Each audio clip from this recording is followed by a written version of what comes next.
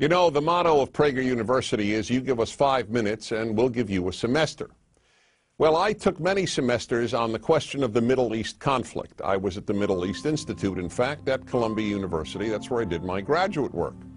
Semester after semester discussing the Middle East conflict as if it were the most complex conflict in the world, when in fact it's probably the easiest conflict in the world to describe. It may be the hardest to solve, but it really is the easiest to describe. And really, in a nutshell, this is what it is.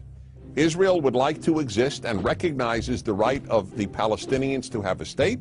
The Palestinians, however, and many other Muslims and Arabs, do not recognize the right of a Jewish state of Israel to exist.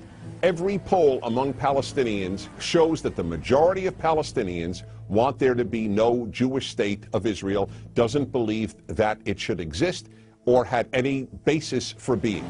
And this has been true since 1948, when the British left and the UN established a division. Palestine will be cut in half, a Jewish half and an Arab half. The Jews accepted it, the Arabs didn't accept it, and what happened the moment it was announced? Arab armies, about 7 Arab armies, attacked the Jewish state in order to destroy it.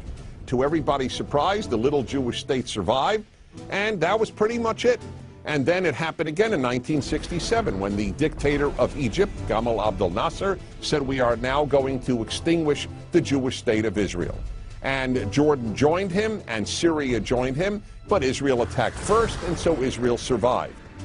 And that is how Israel, and only that way, came to occupy what was called the West Bank of Jordan, where many Palestinians lived, because many Palestinians lived in that part of Jordan.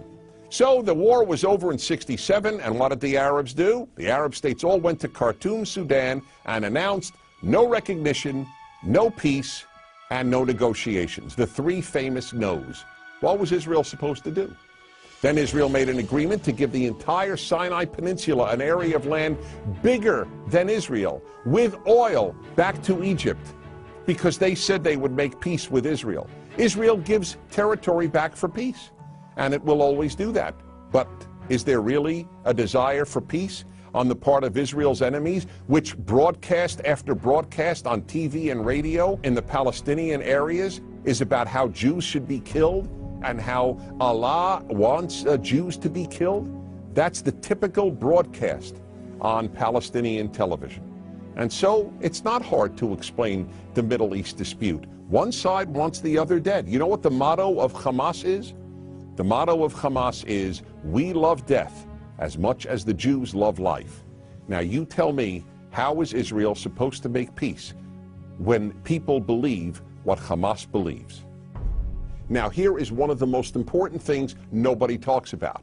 Everybody talks about a Palestinian state. Why didn't anybody talk about a Palestinian state while the Palestinians lived under Jordanian rule? Because the truth is, people started talking about a Palestinian state once the Palestinians were under Israeli rule, because it was always a way to destroy the Jewish state of Israel. And I say Jewish state because that's what it is. There are many, many Arab states, but there's only one Jewish state. It is about the size of New Jersey. In fact, Israel is the size of El Salvador. El Salvador. And yet, if a Martian came to the earth and they visited the United Nations, or they read the world's newspapers or watched world television, they would believe that the biggest problem on earth is a state the size of New Jersey and El Salvador, this state of Israel. This preoccupation with a little democratic, humane state is absolutely irrational. And here's another question to be asked.